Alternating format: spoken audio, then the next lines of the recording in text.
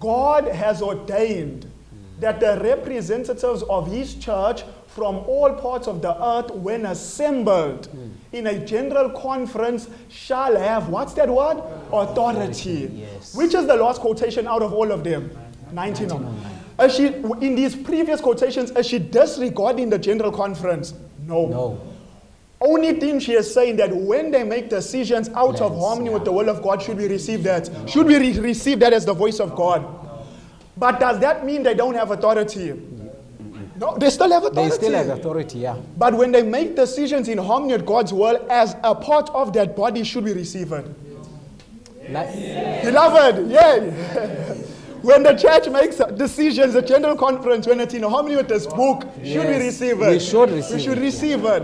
Friends, yes. Like the previous decision that was made. Yes. Of there's a letter that came from the general conference, for example, to just. Yes. That said that we are waiting for a vaccine. Now we clearly see that kind of decision in light of the spirit of prophecy and the Bible, that it is not in harmony with the Bible. But we are not disregarding the general conference. Thank you. But we are just viewing that decision as not the voice of God. Yes. You see? Are you following what we're saying? Yes. We are saying that this is still God's church. Yes. The general still has authority. But whenever they make decisions out of the Bible and spirit of prophecy, we shall not regard it as the voice of God. Yeah. But they still have authority that when they do things in harmony as a part of the body, I receive it. Yes. Are you following, beloved? I want you to, those who break away from the church are like doctors that work in hospitals. You say, what do I mean? When you go to a hospital and there's a part of the body that's injured, a worldly doctor cuts it off, separates it from the body. A medical missionary doesn't act like that. He applies natural remedies and he tries to restore that which is weak. Yes. Friends, we are medical missionaries, not worldly doctors. Those who are breaking away from this church are acting like foolish young boys. This is God's church, beloved. This is God's church. And the reason why we even saw the importance of bringing this forward, on YouTube, this is the issue now. Men who are proclaiming, preaching present truth, so-called, not present truth. It's present issues in the church. Not present. And they are sincere people who are eating hook, line, and sinker. The man puts some bait or a little bit of prophecy and you go and you eat it.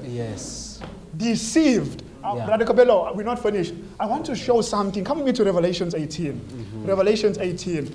I want to give a warning to those of you on YouTube. I'm giving you a warning. Revelations 18. Revelation chapter 18. Revelation chapter 18. I'm reading about Babylon. Revelation chapter 18. I want you to see what the Bible says about Babylon. Revelations 18 verse 2, it says, and he cried mightily with a strong voice, saying, Babylon the great is fallen, and has become the habitation of devils, and the hold of every foul spirit, and a cage of every, what's that word? Unclean and hateful what? Bird. Pause. Dove, clean or unclean? Dove, clean. Vulture, clean or unclean? Unclean. A vulture only feeds on dead men's flesh. So you're watching YouTube and you're watching men that are feeding on dead men's flesh, showing you the apostasy of men that are dead spiritually. You're preparing to go into Babylon. I don't know if you'll understand it. You can't eat the flesh of dead men consistently, 24/7. That's all. Come in, few current events and then the apostasy. How will that prepare people to stand, Camilo? That cannot prepare people to stand.